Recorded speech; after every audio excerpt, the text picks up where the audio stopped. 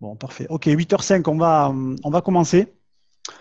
Bonsoir à toutes et tous. C'est toujours pour nous un immense plaisir de pouvoir échanger sur ce qu'on fait, sur ce qu'on découvre, sur les sujets aussi qu'on explore. Alors, c'est vrai qu'on parle plus de LinkedIn, mais on ne s'interdit pas, bien sûr, dans les conférences d'explorer d'autres sujets.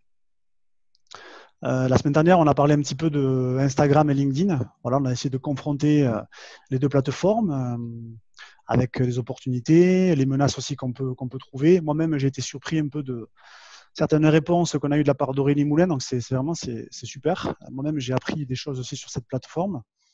Ce soir, on va parler un petit peu plus de l'aspect conversation sur LinkedIn, parce que c'est vrai qu'on croit, nous, que c'est le vrai potentiel de LinkedIn, bien sûr depuis les profils personnels. Simplement pour faire l'introduction sur la conférence, déjà, je vais remettre le lien pour ceux qui ne sont pas inscrits sur les prochains lives. Je rappelle qu'on envoie un email par semaine avec, dans cet email, il y a deux choses. Vous avez le replay, le lien du replay avec des éléments concrets de par rapport à ce qu'on a évoqué sur la conférence et le sujet de la conférence. Aujourd'hui, on fait les lives tous les jeudis soirs à 20h. Peut-être que c'est une horaire qui changera, on verra. À ce sujet-là, si vous avez des suppositions à nous faire, des préconisations sur les horaires, sur les jours, bon, on est assez ouvert sur ça. Moi, j'ai fait pas mal de webinaires aussi l'année dernière et l'année d'avant. Et en général, le jeudi 20h, ça marche plutôt pas mal. Mais on est ouvert, ça peut même être le week-end. Pour nous, on n'a pas forcément l'impression de travailler quand on fait ça. Donc, pour nous, il n'y a aucun souci à ce niveau-là. Donc, on va parler aujourd'hui, ce soir, conversation. Autre point aussi qui est important, donc on explique bien aussi que chaque semaine, voilà, on va aussi exprimer, on va expliquer une action qu'on met en place, d'accord. Et cette semaine, en fait, on aimerait rapidement évoquer une action qu'on a lancée avec Julien. Alors depuis cette semaine, en fait, on a lancé des accompagnements spécifiques, accompagnement LinkedIn no bullshit, voilà. Et donc voilà, on a commencé à coacher les premières personnes, notamment il y a Karine qui fait partie de la conférence qu'on a commencé à accompagner petit à petit. Et donc voilà, c'est pour nous aussi, c'est l'occasion de toujours pareil, même si on a l'habitude de faire ça, c'est quelque chose qui est relativement aussi nouveau, le fait de fusionner nos deux compétences à ce niveau-là. Donc, c'est quelque chose sur lequel on communiquera, je pense, assez régulièrement. Voilà, c'est vraiment notre action aussi de la semaine. Et pourquoi aussi on veut mettre en avant ça? Parce qu'on croit que les personnes qui réussissent, bien évidemment, il faut de la méthodologie, il faut de la réflexion, mais c'est aussi quand on passe à l'action. D'accord. Voilà, donc c'est très important pour nous d'avoir de transmettre aussi ce message par l'intermédiaire des lives qu'on fait tous les jeudis à 20h. Ça, c'est pour l'action de la semaine. Donc, ce soir, on va parler de conversation. Pour les questions, pensez bien. Au début, Julien va parler directement. Gardez vos questions, mettez-les dans le chat. On va y répondre à la fin. Donc, surtout, n'hésitez pas. La moindre question, on va y répondre, on va échanger avec vous. Et restez bien jusqu'à la fin parce qu'on va tenter aussi une expérience avec vous sur LinkedIn, aussi sur la partie génération de conversation. Allez, je laisse la parole à Julien Bréal. Je vous souhaite à toutes et tous une très bonne conférence. Merci Julien, bonsoir à tous. Donc, en effet, le sujet de ce soir qui nous a semblé vraiment important, c'est comment générer des conversations, comment engager une conversation, comment relancer une conversation quand on est sur LinkedIn. Et un conseil qu'on donne souvent, c'est que vous devez passer 2 à 3 fois plus de temps sur la partie messagerie de LinkedIn que sur le fil d'actualité. Le fil d'actualité, vous allez avoir de l'info, vous allez pouvoir liker, commenter, c'est très bien. Mais en fait, là où vraiment LinkedIn a de la valeur et là où ça va vous permettre de développer votre business, c'est vraiment sur la partie messagerie. Et donc, c'est ce qu'on va essayer de voir aujourd'hui, c'est-à-dire comment on va pouvoir démarrer une conversation, comment on peut essayer de la relancer. Comme je le disais dans mon post, il n'y a pas de science exacte, mais il peut y avoir des méthodologies. Il y a une part aussi de ressenti.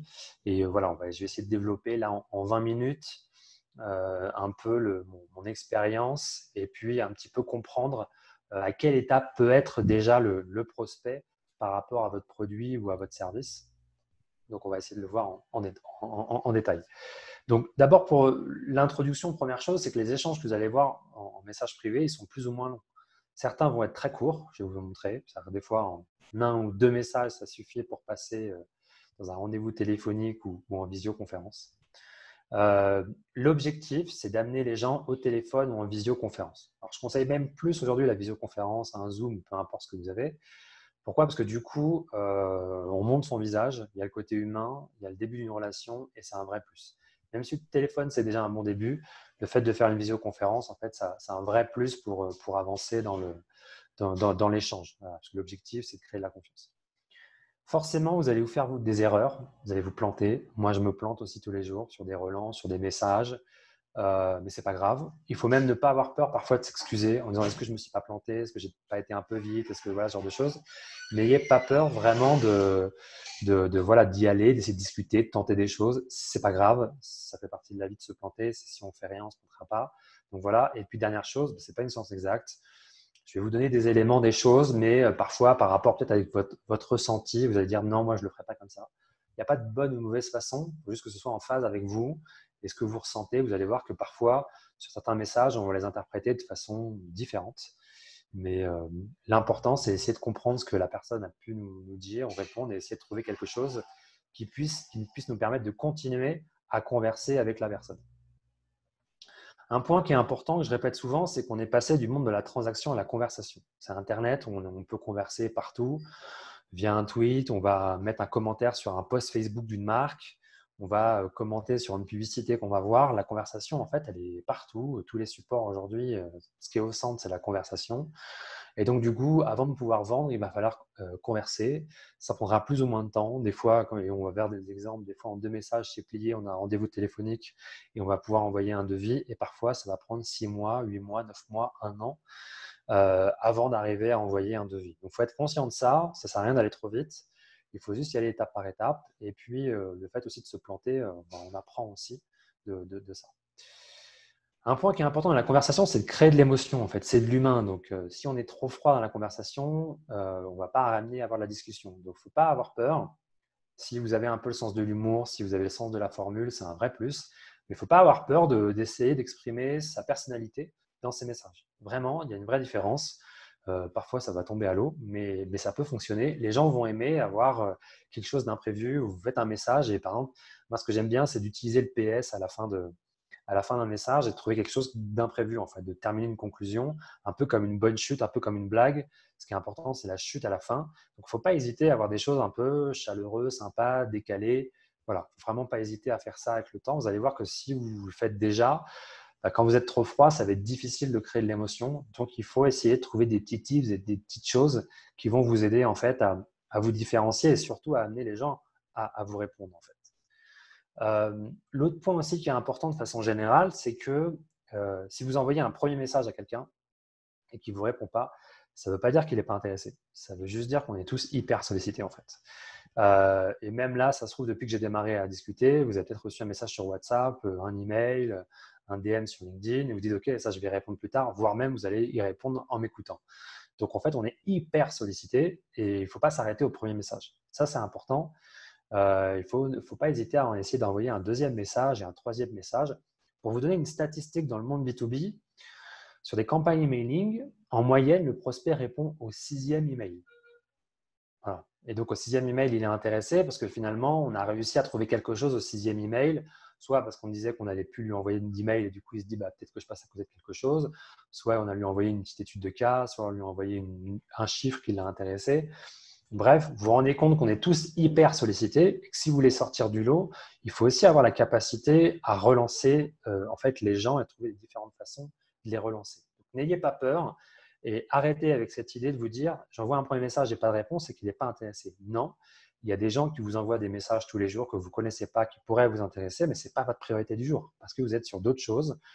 Vous avez prévu d'autres choses dans votre journée et ça, vous supprimez l'email. Mais peut-être que si on vous envoie au bout du 3e, 4e, peut-être qu'à ce moment-là, ça va vous intéresser. Peut-être que ça va vous agacer aussi, ça c'est possible.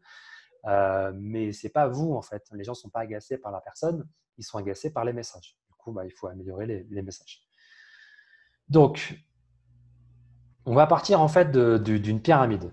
D'accord? C'est pas moi, c'est une pyramide ici, vous pouvez voir, c'est Chet Holmes qui a écrit un bouquin qui s'appelle The Ultimate Sales Machine.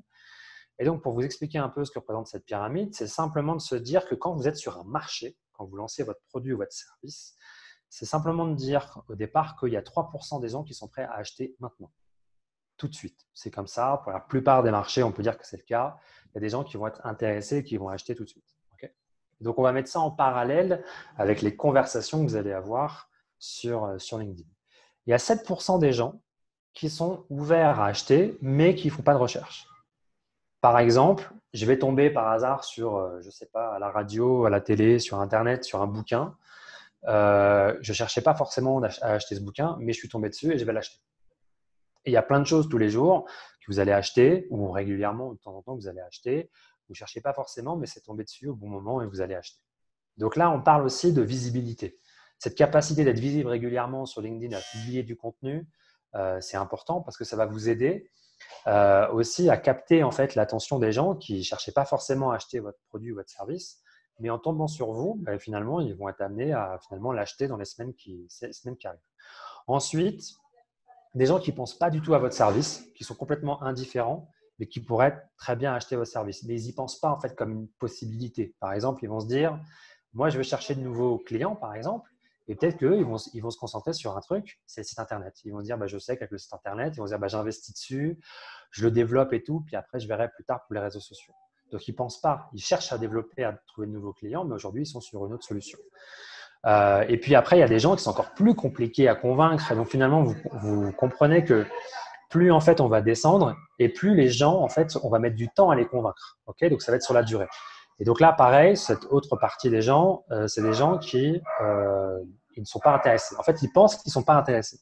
Mais ils pourraient très bien l'être, mais il va leur falloir du temps pour les convaincre. Par exemple, ça va être des gens qui, je ne sais pas si on prend la trottinette électrique, il y a des gens, en fait, il y a un an, ils se disaient, mais c'est jamais pour moi. Et finalement, à force de voir des gens dans la rue l'utiliser, et ils se sont dit, mais attends, mais en partant de chez moi, en allant au travail, je vais pouvoir l'utiliser. Il aura fallu du temps, peut-être 6 mois, 1 an, mais ils ont été intéressés. Okay, donc là, on va essayer après, dans les conversations, de voir, après, je ne parle pas du tout de cette dernière partie, c'est-à-dire des gens qui savent qu'ils ne sont pas intéressés. Parce que là, pour le coup, eux sont très compliqués, mais si on fait le calcul, on a déjà presque 70% des gens à qui on pourrait vendre nos produits ou notre service, avec lesquels on va pouvoir déjà discuter. Okay, donc, on va partir là-dessus et après, là, je vais vous montrer des exemples concrets.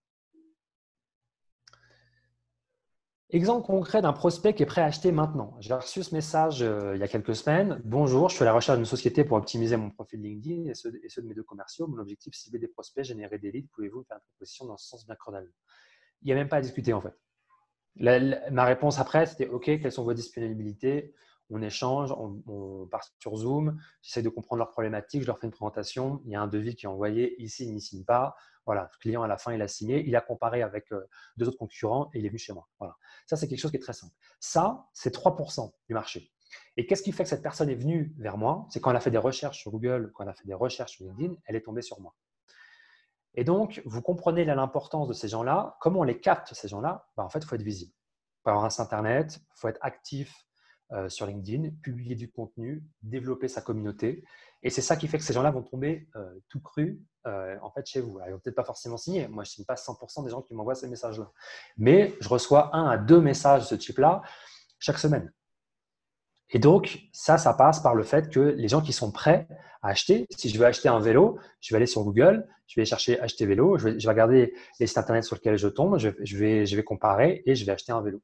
Par contre, la petite marque qui vend des vélos qui sont peut-être top, qui pourraient m'intéresser, qui ne sont peut-être pas visibles sur Google, qui, je ne sais pas, n'ont pas de stratégie digitale, je n'irai pas acheter chez eux. Alors peut-être s'ils sont dans mon quartier, mais s'ils ne le sont pas, je n'irai pas acheter chez eux. Donc, ces 3%-là qui sont hyper importants, qui sont finalement, qui ont déjà consommé du contenu, peut-être d'autres concurrents et tout ça, ils sont tombés sur moi, ils m'ont envoyé un message. Et du coup, derrière, ça va très, très vite en termes de signature. On est vraiment sur du 15 jours, en fait. En 15 jours, c'est plié. Autre exemple, un message que j'ai reçu hier, c'est « Bonjour Julien, nous sommes à la recherche d'un freelance qui sera responsable du pôle prospection pour notre agence de marketing digital. » J'ai publié un contenu, on verra après une capture d'écran. Voilà, ça c'est la même chose. Il est prêt à acheter. Finalement, c'est rendez-vous téléphonique ou visioconférence. On échange, on fait une proposition, oui, non. Et voilà, ça va très très vite. Donc là, vous comprenez, si vous allez chercher ces 3% du marché, il faut de la visibilité. Donc sur LinkedIn, il faut créer du contenu, il faut développer de la communauté. C'est vraiment un point essentiel. Pour du coup générer de la confiance, on va voir que vous avez un certain niveau de connexion, un certain nombre d'abonnés, que vous publiez régulièrement du contenu, que vous avez de l'engagement, vous créez la confiance, que vous avez des témoignages positifs par rapport à ce que vous faites. Les gens vont vous envoyer un message. Voilà. Et ils vont en choisir 2, 3. Voilà. Donc, s'ils tombent sur vous en premier, ils ne vont pas aller plus loin parce qu'ils ont un besoin qui est assez rapide. Donc là, on a commencé vraiment par le facile. Puis là, on va commencer, ça va être un peu plus difficile. Là, c'est des gens qui sont prêts à acheter, mais qui ne font pas de recherche. Donc ça, comment j'arrive moi à capter ces gens-là? Moi, je publie régulièrement des guides. On verra, il y a une capture d'écran après, mais j'ai eu presque 800 engagements sur le guide que j'ai publié, aussi bien en réaction et en commentaire. Donc, en gros, la personne me dit, et là, honnêtement, sur les personnes à qui j'ai envoyé, ça va représenter plus de la moitié, 50 à 60% des gens. En gros, merci Julien, je n'hésiterai pas à revenir vers vous au besoin. Belle journée. En gros, il a fait la demande, il voulait le guide, qui est un guide sur les dernières stratégies que j'ai partagées sur l'acquisition de prospects B2B. Ok, c'est un guide assez gros qui fait 50 pages. Il l'a lu. La plupart des gens, je pense que la majorité des gens ne lisent pas ce guide. Par contre, ils en ont intérêt. Voilà, parce qu'ils n'ont pas le temps, en fait. Donc, ils ne lisent pas. Par contre, j'ai capté leur attention. Qu'est-ce que je peux faire? Parce que cette personne, elle va peut-être acheter une formation, prendre mes services ou celle d'un concurrent. Peut-être dans 1 mois, 2 mois, 6 mois, 1 an, je ne sais pas. Mais elle va être intéressée. Et ça, en fait, c'est la majorité des gens, des prospects que vous allez avoir. C'est des gens qui sont intéressés plus ou moins par votre produit, votre service ou par des alternatives qui existent sur votre marché. Mais il va falloir les nourrir régulièrement. Il va falloir les faire rentrer dans un tunnel de vente. Et pour ça, il n'y a pas la méthode miracle. Là-dessus, je suis désolé. Par contre, comment faire? Il y a plusieurs façons. D'abord, continuer à publier du contenu régulièrement sur LinkedIn. Cette personne, je suis connecté avec elle. Donc, si je continue à publier, on va dire les 2 fois par semaine, elle va continuer à voir mon contenu, elle va continuer à être intéressée. Il est possible que dans 1 mois, 2 mois, 6 mois, elle m'envoie un message et elle me dise « Écoute, là, je suis prêt. Est-ce qu'on peut discuter? Je continue à voir tes contenus régulièrement. C'est top. » Ça, c'est la première chose. Deuxième chose qui est un peu sous-estimée et qui est vraiment intéressante, c'est de temps en temps apporter de la valeur ajoutée en DM. Alors attention, ça, c'est pas facile à faire. Pourquoi? Parce qu'en DM, c'est un peu en privé, on rentre un peu plus chez les gens. Donc, il faut vraiment apporter quelque chose de valeur. Moi, quand j'essaie d'apporter de la valeur à quelqu'un par rapport à un premier contenu qu'il a pu avoir, c'est de me dire, est-ce que ce contenu-là, il a 10 fois plus de valeur que le contenu d'avant? Mais ça veut dire que ça va me demander beaucoup, beaucoup de travail pour apporter de la valeur. D'où l'intérêt aussi d'essayer de réfléchir ces contenus en termes de valeur, de monter en puissance avec le temps. Donc, je vais proposer par exemple un premier guide assez basique ou un tutoriel assez basique. Et puis après, je vais apporter 2 semaines après un contenu qui va un peu plus loin. Et puis 2 semaines après, un webinaire. Et je vais le nourrir de contenu. Donc ça, c'est important. Et c'est aussi un point qui est important, c'est que cette personne-là pourrait peut-être être intéressée par le sujet, mais finalement, elle va en parler à quelqu'un. En disant, en fait, Julien, il m'envoie régulièrement du contenu assez top. Tiens, tu devrais t'intéresser. Nous, dans nos webinaires, par exemple, il y a des gens qu'on ne connaît pas, mais d'autres gens invitent des personnes en disant, tu devrais y aller, ça devrait t'intéresser. Ou en disant, j'ai entendu parler de vous parce que vous parlez avec telle personne et ça m'intéresse. Donc, en fait, au-delà de nourrir simplement vos prospects, vous nourrissez d'autres gens. Donc là, après, peu importe la forme, un webinaire, un livre blanc, vous envoyez une vidéo, vous vous filmez et vous dites par exemple, bonjour Patrick, je me permets de vous lancer, vous avez téléchargé mon guide il y a 2 semaines. Écoutez, là, je suis en train d'organiser un webinaire sur tel sujet, est-ce que ça vous intéresse? Une note audio si vous voulez. Là, peu importe la forme, il faut nourrir ces gens-là. Et ces gens-là, c'est la majorité. Moi, ce que j'ai dans mes conversations, 80% de ces gens-là, ils sont en conversation. Et le problème, c'est qu'on veut vendre trop vite.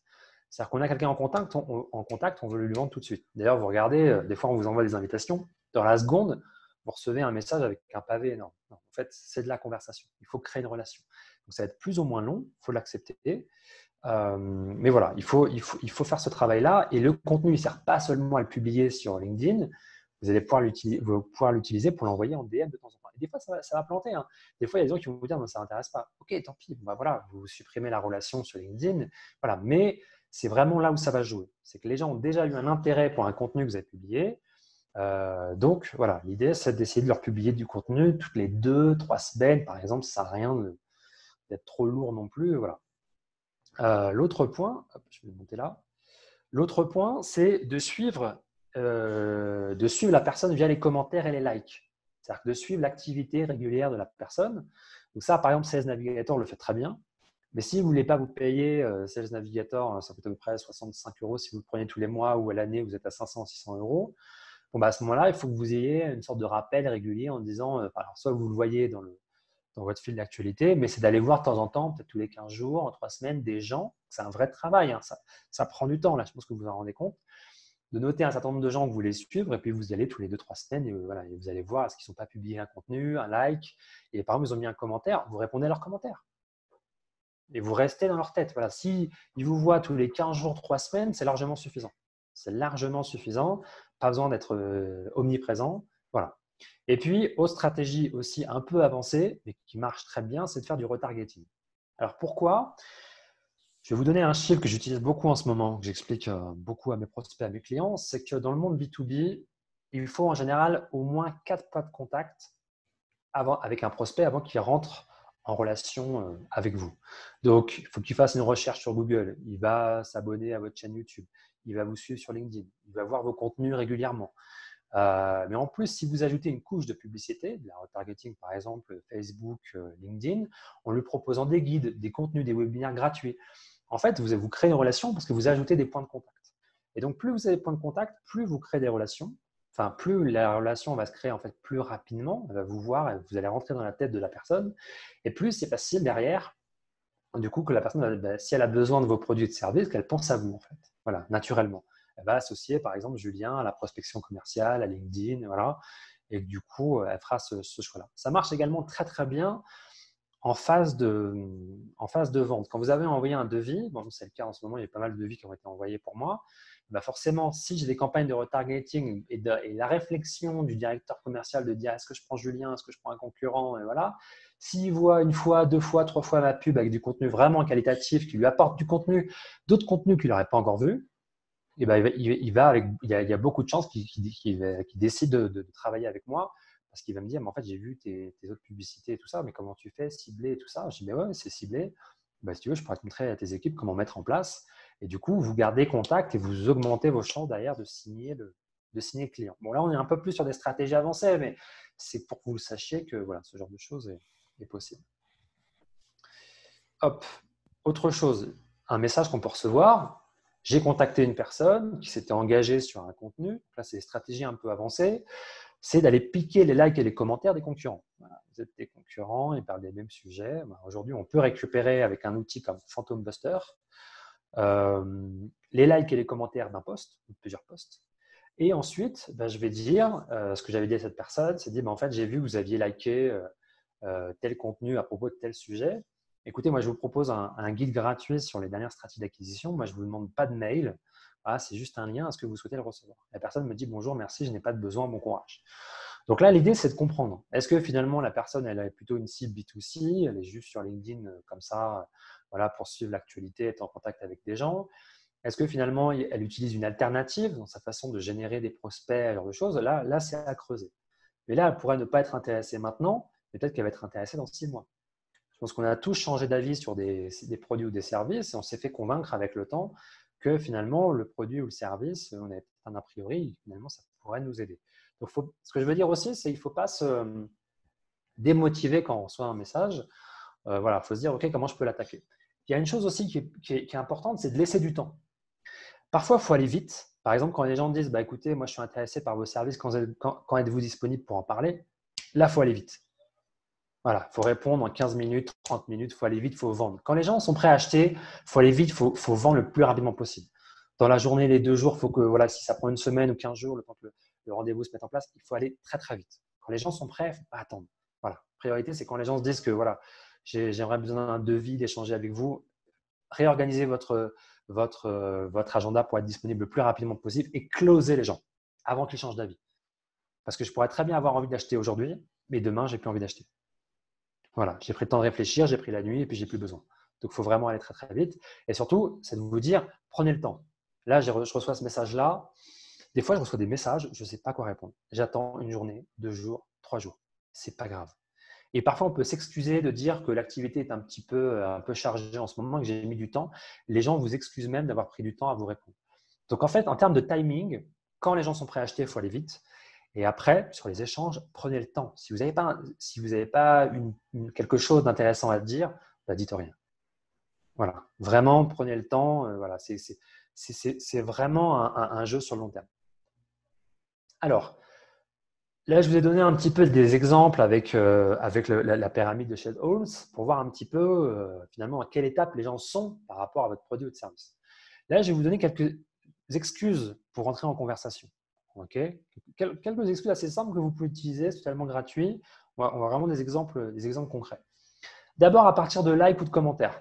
Par exemple, Christophe, il a dit une fois de plus, la France n'a jamais fait le job. Très bonne analyse, Régis. Bon, je ne vais pas envoyer un message à Christophe en lui disant qu'il a raison. Si Christophe il fait partie de mes prospects et quelque chose d'intéressant, je vais lui envoyer un message en disant que je ne suis pas du tout d'accord avec lui et que je vais créer un débat avec lui. Ça ne sert à rien d'écrire à quelqu'un en disant je suis d'accord avec vous.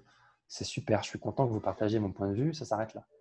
Donc là, l'idée, c'est bien sûr pas de le clasher, mais finalement de créer un débat et en apportant des arguments. Voilà. Et ce n'est pas parce qu'il y a un débat qui se crée que derrière, je ne pourrais pas arriver à vendre. Mais voilà, ça, vous allez pouvoir partir d'un post qui vous intéresse, d'un concurrent, par exemple, qui écrit, regarder un petit peu les likes, les commentaires et dire, tiens, il y a des gens, et telle personne m'intéresse, je vais rentrer en conversation avec lui. Parce que en fait, les likes ou les commentaires d'un post, même si c'est votre concurrent, ces gens-là n'appartiennent pas à votre concurrent. Vous pouvez rentrer en conversation.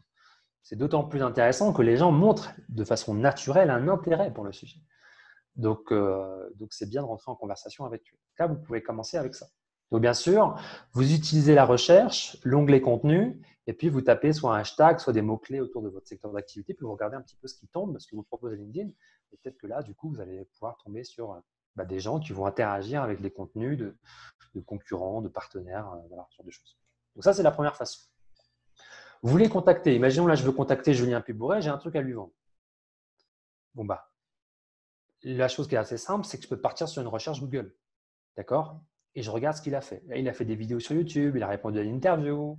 OK, il a publié tel contenu. Je peux commencer à l'accrocher comme ça. En disant, par exemple, tiens, j'ai vu là, tu as parlé de comment développer sa marque personnelle sur LinkedIn en fin d'année dernière. C'est marrant, je n'étais pas d'accord avec toi sur ce sujet.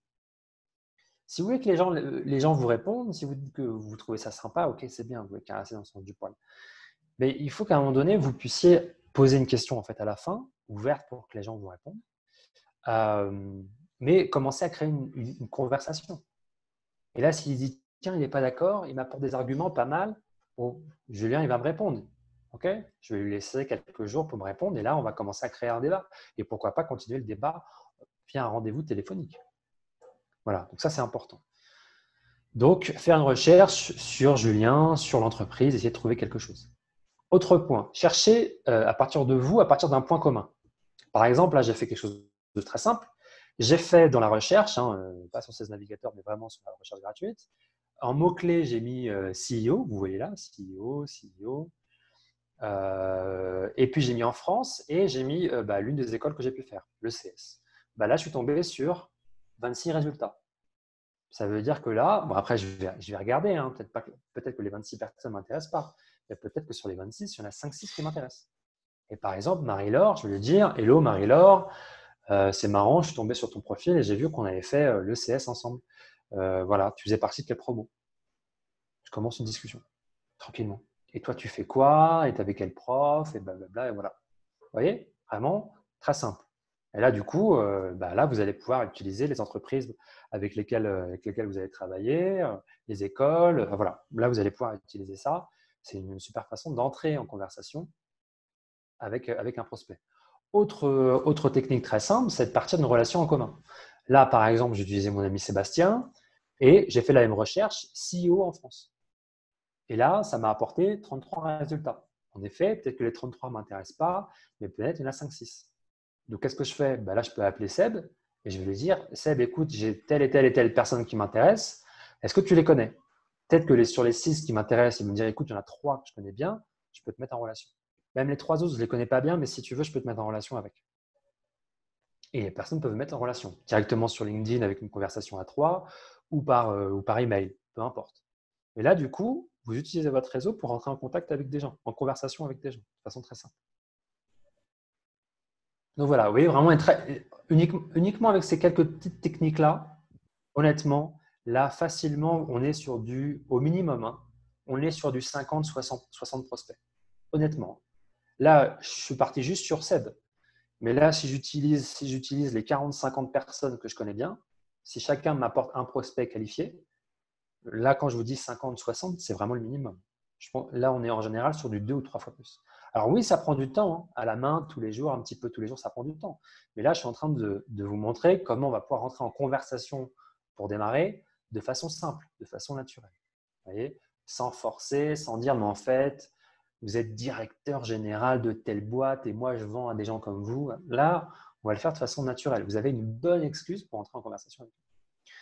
Bon, si vous publiez du contenu, donc ça, c'est l'un des derniers contenus que j'ai publié qui a plutôt bien marché. Vous voyez, 285 en réaction, 645 commentaires. Voilà, c'est parfait. Je peux lui envoyer un message privé, leur envoyer un lien vers le guide. Et après, rentrer en conversation avec eux.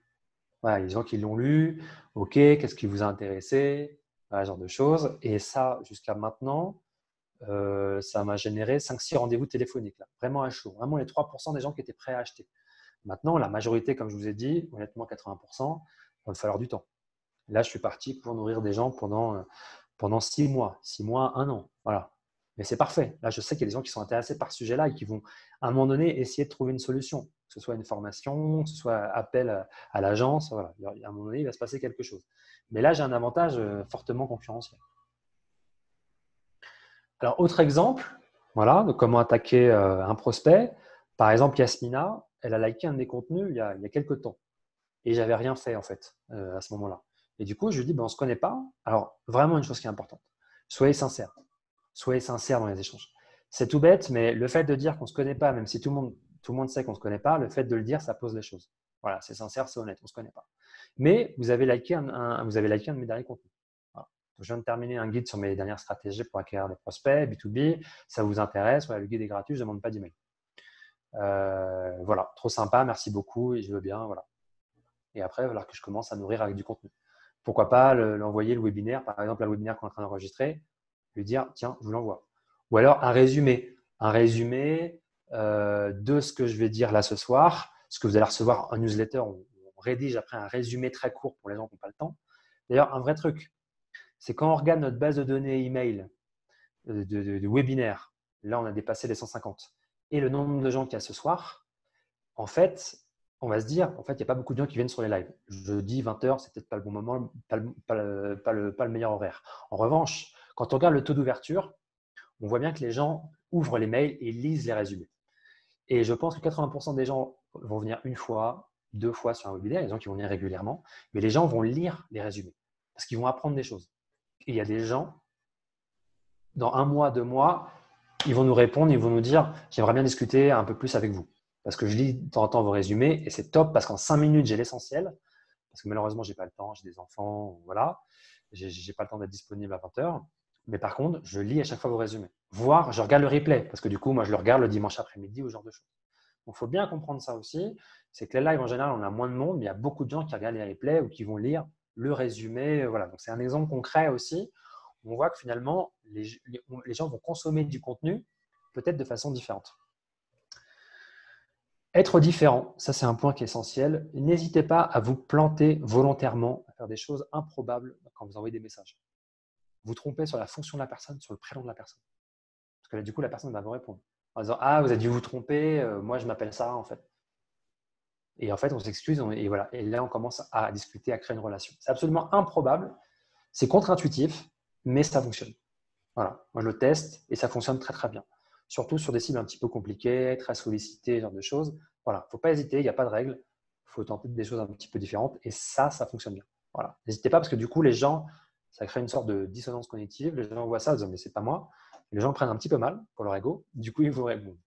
Et là, vous excusez et vous commencez à entrer en conversation. Donc, voilà, il faut tester, essayer et après, voilà, c'est la chose la plus importante.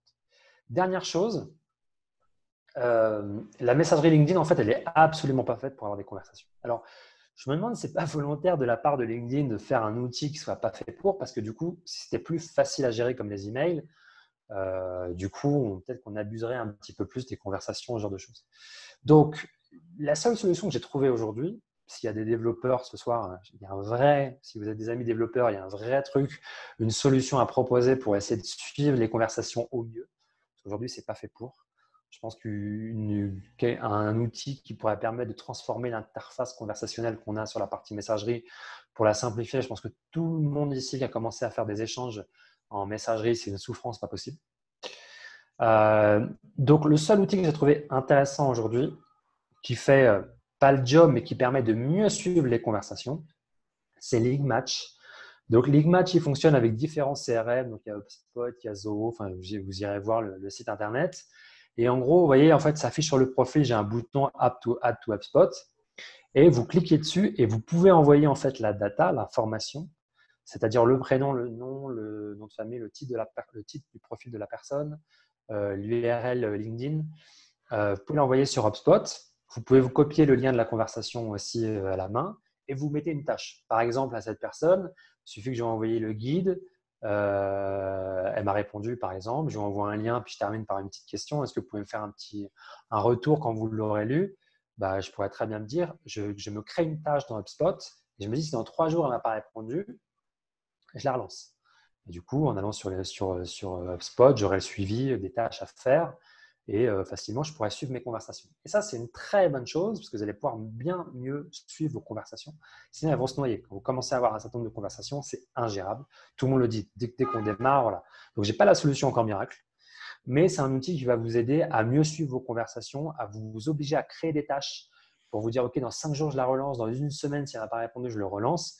Et comme ça, vraiment, vous êtes bien organisé dans vos conversations et vous passez à côté de personne. Il n'y a rien de pire que de commencer une conversation avec quelqu'un soit intéressé.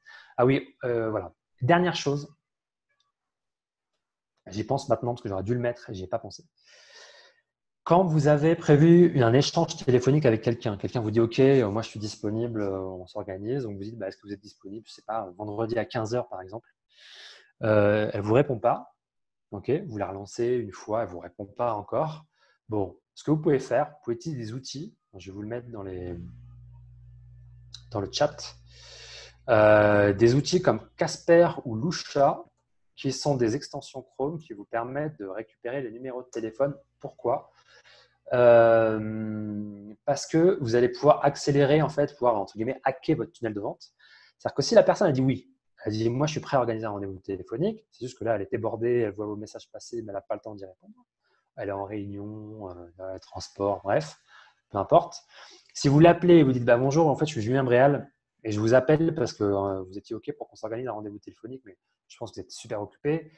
Du coup, je vous appelle, est-ce qu'on peut organiser un rendez-vous téléphonique ?» Elle va me dire « Oui, c'est vrai, je suis désolé, Julien, écoute, OK, on regarde maintenant. Écoutez, je vous donne mes disponibilités. » Et là, vous organisez en direct le rendez-vous téléphonique pour la prochaine fois. Et vous attendez pas qu'elle vous réponde par message, parce que ça peut être très long, voire en disant finalement, on a trouvé une autre solution. Voilà. Qu'est-ce que la pire chose pour vous? C'est de passer à côté d'un contrat. Donc voilà, n'hésitez pas à utiliser ces outils-là à ce moment-là. Vous avez droit à 5 crédits gratuits par mois avec les deux, donc ça vous fait 10 crédits. Donc ça vous fait, voilà. Elle ne trouve pas 100% des numéros de téléphone ou des emails, mais vous pouvez très bien relancer les gens par email. Voilà, en disant, voilà. Et les gens, en plus, s'excusent. « Désolé, je n'ai pas le temps de vous répondre. Écoutez, voici mes dispos. On s'organise un rendez-vous très rapidement. » Donc voilà, j'ai fait le tour de ce que j'avais prévu de vous dire. Normalement, je vérifie, mais normalement, ouais, exactement. Là, j'ai fait le tour. On va passer maintenant à la session questions-réponses. Juste avant, est-ce que Julien, tu as des choses là sur ce qu'on s'est dit? Alors, posez des questions maintenant dans le chat, on va les relever. N'hésitez pas, c'est des choses qui n'étaient pas claires. Mais est-ce que Julien, sur ce que j'ai dit, est-ce que tu as des choses, des remarques à faire? Oui, il y a déjà eu quelques questions dans le chat. Tu peux regarder si tu veux, Julien, notamment sur Linkmatch. Est-ce que c'est payant ou gratuit? Bon, de toute façon, il suffit d'aller regarder aussi l'application. Je crois que c'est une version freemium de l'outil. C'est vrai que la génération de conversations, moi aussi, je passe beaucoup de temps à faire ça tous les jours. Je le répète, je génère entre 5 et 10 conversations tous les jours sur LinkedIn. Des fois plus, des fois moins. Ça dépend. Et comme l'a dit Julien, moi, je vais essayer d'interpréter aussi des signaux. Et c'est pour ça qu'on dit qu'il faut chercher une excuse. Et clairement, ça passe pas que par la création de contenu. Moi, dans mon approche, c'est vrai que je me concentre aussi beaucoup sur la création d'un contenu, même si maintenant, c'est vrai que je publie moins qu'auparavant. Avant, je publiais quasiment 3 fois par semaine. Là, cette semaine, j'ai publié qu'une fois.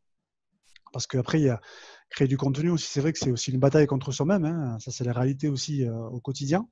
Je conseille à tout le monde aussi, notamment, de faire des reposts de contenu sur LinkedIn. Ça marche très, très bien. Moi, je reprends du contenu. Je fais copier-coller. Personne ne m'a jamais dit, personne ne m'a jamais fait la remarque en me disant qu'il avait déjà vu ce contenu. Donc ça marche très très bien. Les gens, ils oublient. Les gens, ils vous oublient. N'oubliez pas que le web est saturé par l'information.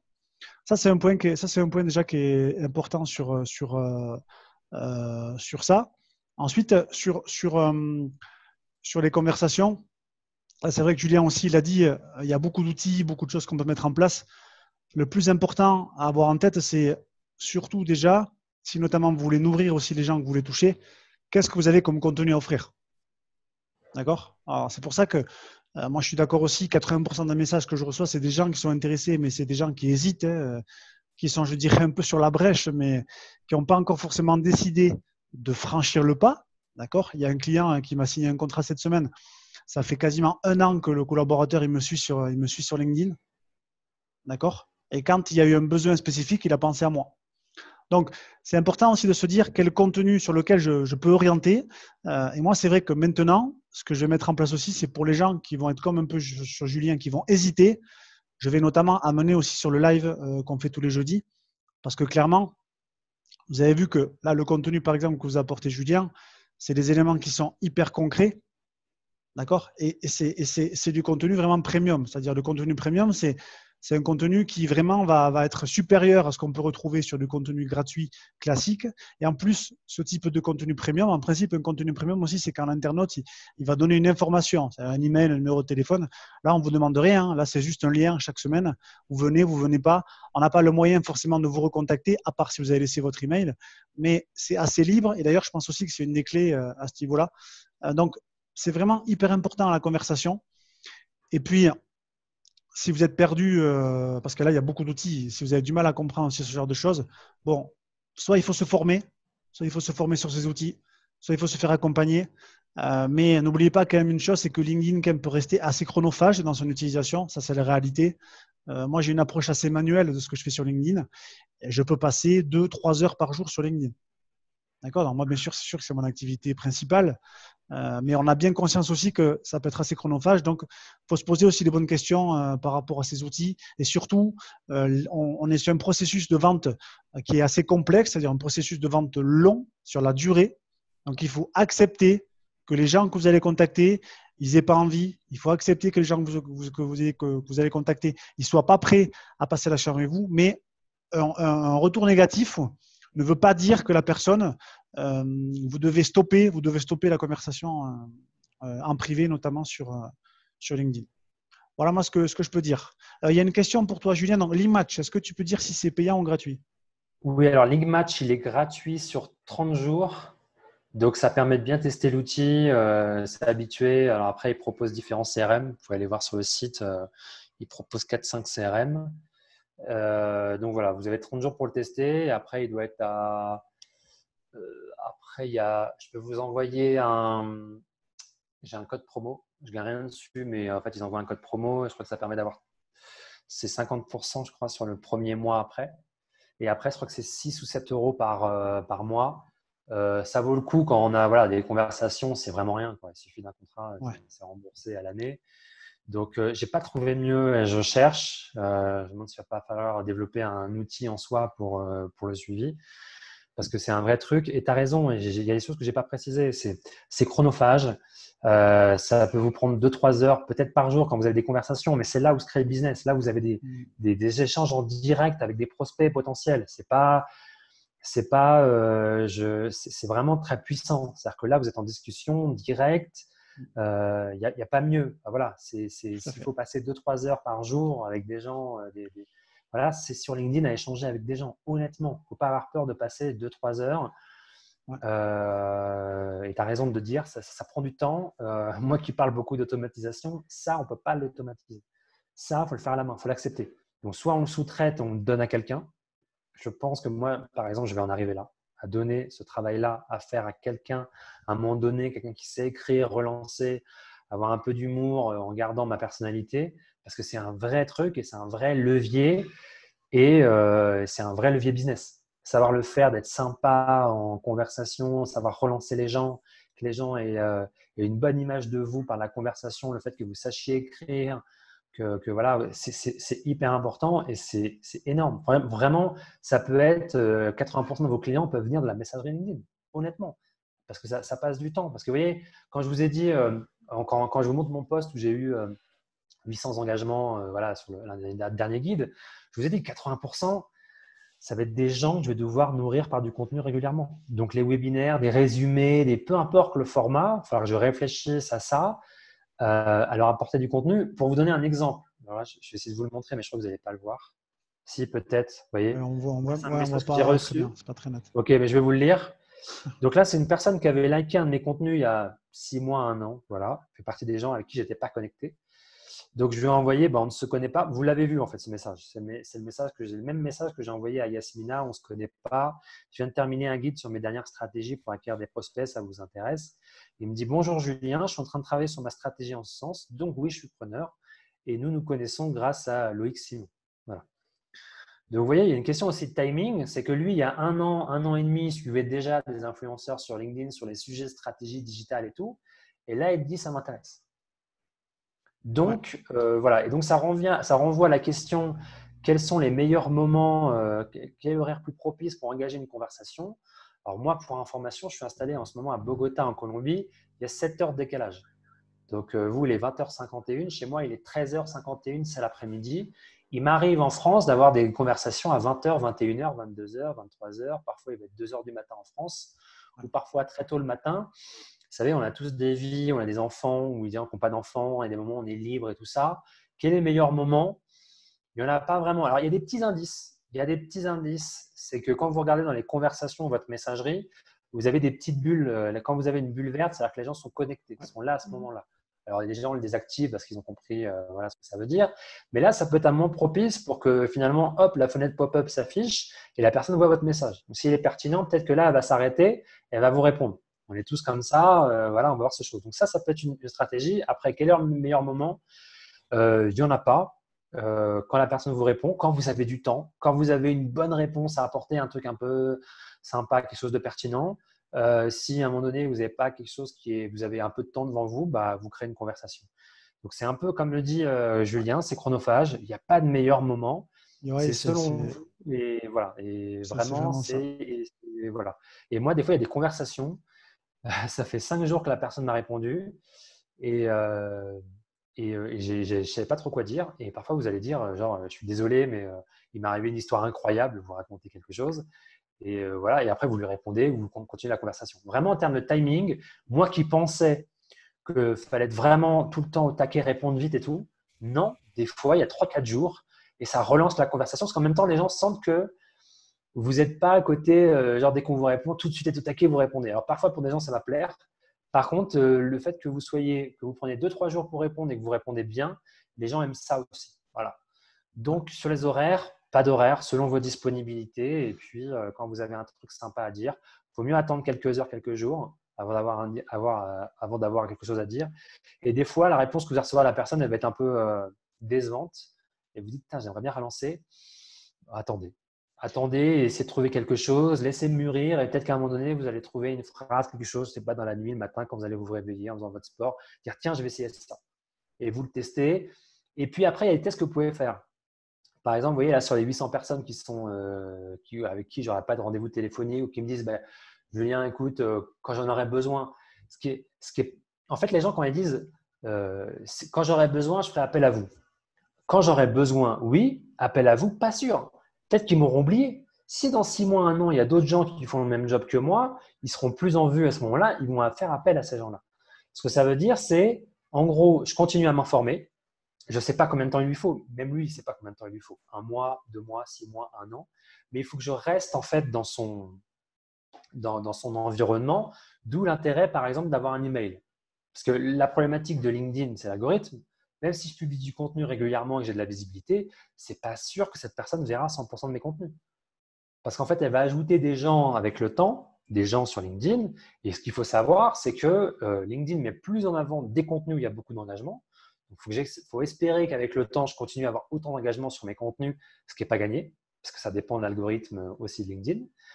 Et ça va dépendre aussi de la visibilité que LinkedIn va me donner. Du coup, si j'ai son email, j'ai beaucoup plus de chances qu'il me voit régulièrement. D'où, c'est pour ça qu'on vous invite à rejoindre notre newsletter aussi, c'est qu'on sait qu'on a beaucoup plus de chances que vous receviez nos messages, que vous nous voyez régulièrement et que vous nous dites. Et en fait, on sait qu'il y a des gens qui vont continuer à recevoir nos mails pendant 1 mois, 2 mois, 3 mois. Ils vont voir passer les emails et puis ils vont revenir sur un webinaire. et parce que là, il y a leur projet qui a avancé, qui est devenu un peu plus mature et qui ont besoin à nouveau de sujets sur LinkedIn, la prospection commerciale, comment je peux faire, c'est quoi les nouvelles tactiques. Donc voilà. Donc c'est aussi l'idée de se dire, quand les gens ne sont pas intéressés maintenant, comment je peux les garder?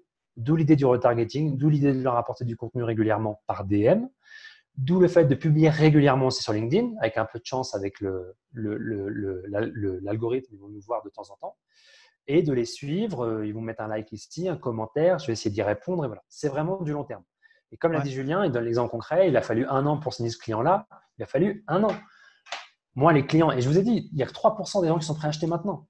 Donc voilà, la majorité, en fait, on est tous dans cette problématique-là, de les nourrir régulièrement. Arrêtons de vouloir vendre trop vite, puisqu'il n'y a que 3%. La majorité, il faut les nourrir régulièrement de contenu. Donc, créer une newsletter, dites-leur de s'abonner à votre chaîne YouTube, voilà, peu importe. Ouais. C'est de les nourrir régulièrement avec du contenu. C'est ça le job C'est que vous devez mettre en place, parce que la majorité de vos futurs clients, ils sont dans ces 60% de gens qui ont besoin de prendre de l'information avant d'acheter.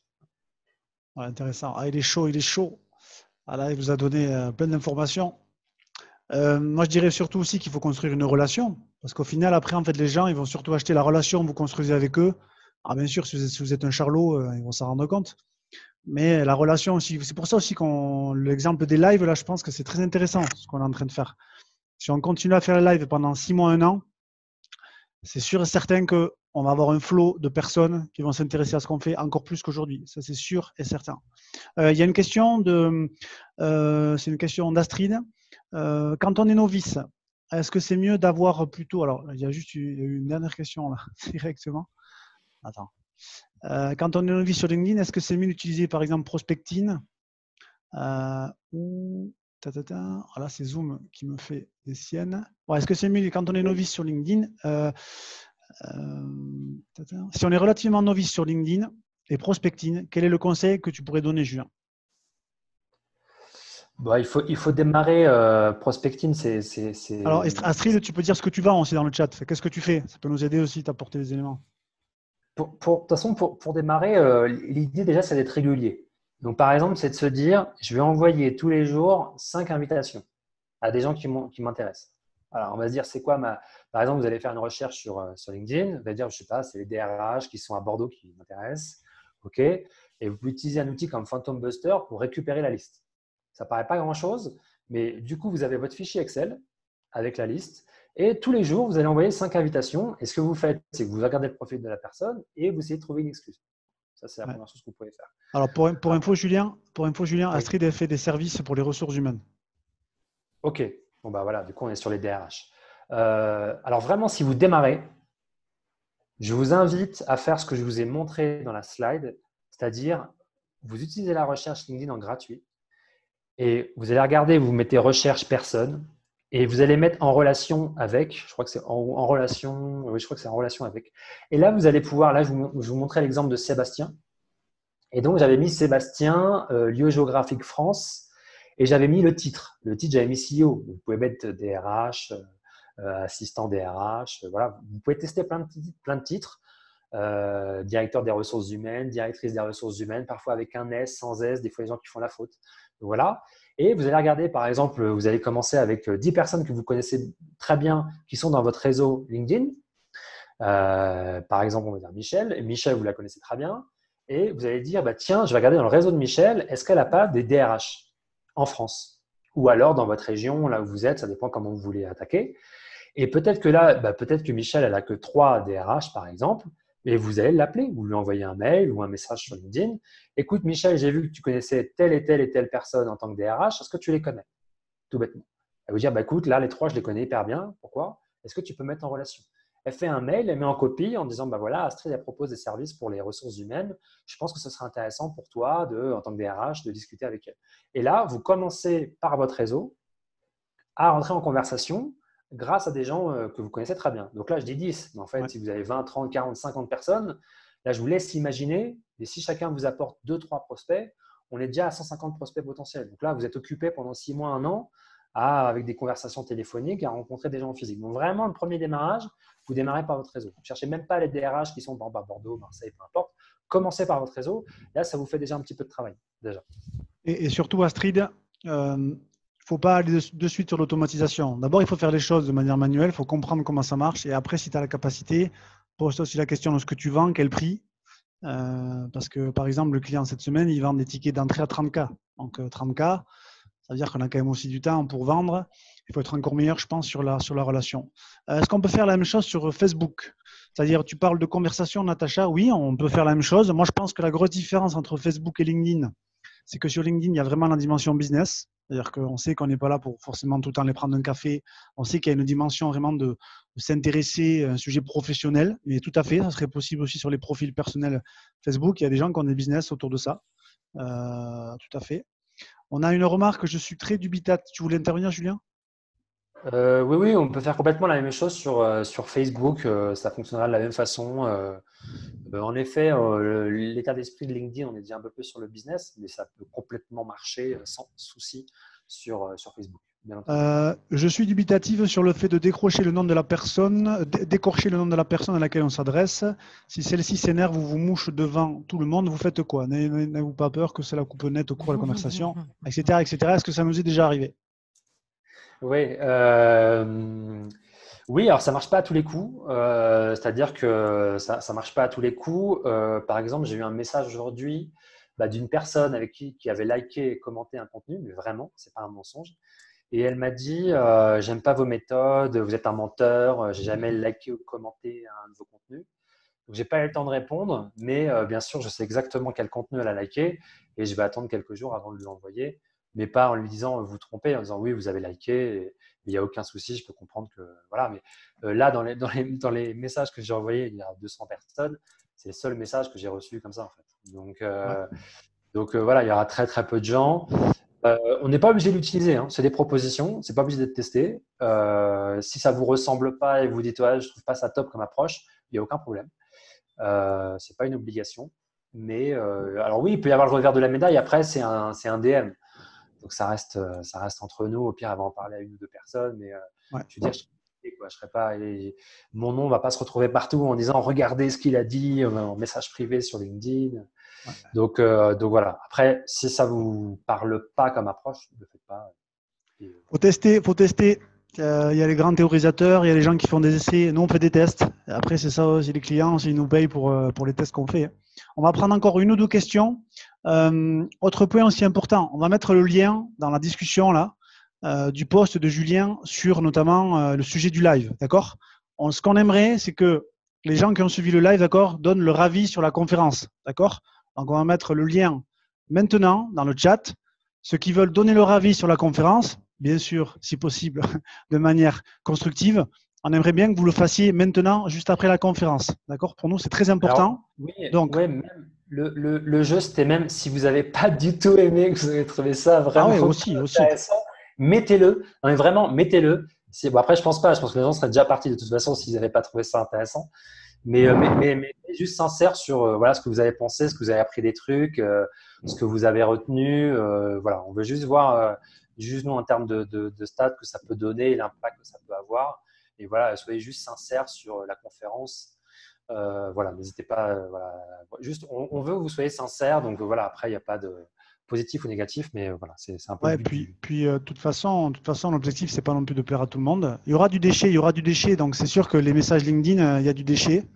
La vraie question après, c'est la cible qu'on veut toucher, le potentiel, le nombre de prospects potentiels. C'est une vraie question aussi pour ceux qui commencent, je pense. Alors, juste quelque chose de très drôle, c'était que Adreb posait la question sur le fait d'écorcher le nom, le prénom de la personne. Et en disant merci Julien, il a oublié le L. Donc, tu as écorché mon prénom, merci beaucoup. Mais ça, je le ferai pas mal. Tout va bien. Est-ce qu'on a d'autres questions? Non, il n'y a pas d'autres questions pour la fin. Non, en effet, le post, on ne va pas refaire un post. Ce qu'on va essayer de faire aussi pour les prochains lives, c'est à chaque fois que vous puissiez aussi réagir directement sur le post. Parce que c'est un moyen aussi, bien sûr, d'avoir un peu de visibilité, aussi de vous faire participer sur ça. Nous, on l'a dit, les lives, c'est l'objectif, c'est de créer une vraie communauté autour de ce qu'on fait. Là, c'est le 8e live, je crois, donc on va continuer au maximum. Surtout, vraiment, voilà, ça c'est un appel à action que je fais. Vous pouvez faire aussi ça beaucoup dans vos contenus sur LinkedIn. Pensez bien à donner votre avis sur la conférence, en bien ou en mal. de manière constructive. Je rebondis sur un dernier élément par rapport à Astrid. J'ai une autre idée qui m'est venue là. Ce que tu pourrais très bien aussi faire, Astrid, vu que tu es dans la partie RH, tu peux faire une liste sur LinkedIn de pas mal de personnes qui s'expriment sur ta thématique, type des micro-influenceurs, tu vois, des gens qui ont peut-être 500, 1000, 3000, des gens qui sont actifs. Et tu pourrais très bien aussi essayer au quotidien de t'insérer dans les conversations de ces personnes-là. Parce que ces gens-là, alors tu ne vas pas aller toucher des gens qui ont 10 000, 15 000, ils ne vont pas forcément… Moi, il y a des gens, ils me mentionnent sur LinkedIn, après ils m'envoient des messages. Hey, Julien, je t'ai mentionné, pourquoi tu ne m'as pas répondu? Ah ben, pas parce que tu me mentionnes que je suis obligé de te répondre, je suis obligé d'interagir avec toi. Mais en passant par la partie RH, c'est très développé sur LinkedIn, Astrid. Il y a beaucoup de gens, on en avait parlé dans une autre conférence aussi. Tu peux très bien faire une liste de 10, 15 profils, tu vois, et tu vas te servir, en fait, tu vas aller chercher l'attraction, si elles sont actives, hein, et tu vas t'insérer dans la conversation. D'accord? Et tu vas parler un petit peu de ce que tu fais, tu vas apporter de la valeur, sans forcément directement vendre. Mais ça, c'est quelque chose qui peut marcher. On est en train aussi peut-être de le mettre en place pour les gens qu'on va accompagner. Donc, c'est clairement aussi la volonté d'aller piquer du trafic directement vers les gens qui créent du contenu. Parce qu'aujourd'hui, LinkedIn, de plus en plus de gens créent du contenu. On a parlé aussi pendant la conférence, je crois que c'était avec Zoubir, on disait l'algorithme de la médiocrité. C'est-à-dire que ce n'est pas forcément les meilleurs contenus, les plus qualitatifs qui vont avoir le plus de visibilité. D'accord? Donc, il faut parfois aussi essayer un peu de contrer l'algorithme. Il y a le contenu que tu vas créer, mais il y a aussi les interactions que tu vas avoir avec ton réseau. Alors, ça, c'est très important aussi de l'avoir en tête. Pas de questions. Je pense que c'est OK pour tout le monde. OK.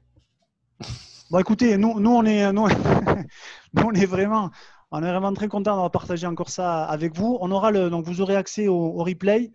Pensez vraiment à réagir sur le post de Julien. Voilà, c'est très important pour nous de faire cette action. Et puis, on se retrouvera jeudi prochain pour un nouveau sujet. S'il y a des gens qui ont des sujets aussi à nous soumettre, on est vraiment ouvert sur ça. Et puis surtout, essayez de passer à l'action sur LinkedIn. Donc, on se retrouve jeudi prochain pour un prochain live No Bullshit, des lives pour passer à l'action sur LinkedIn. Bonne fin de soirée à toutes et tous. Et on vous dit à bientôt pour une nouvelle conférence. Merci à tous. Bonne soirée. Au revoir.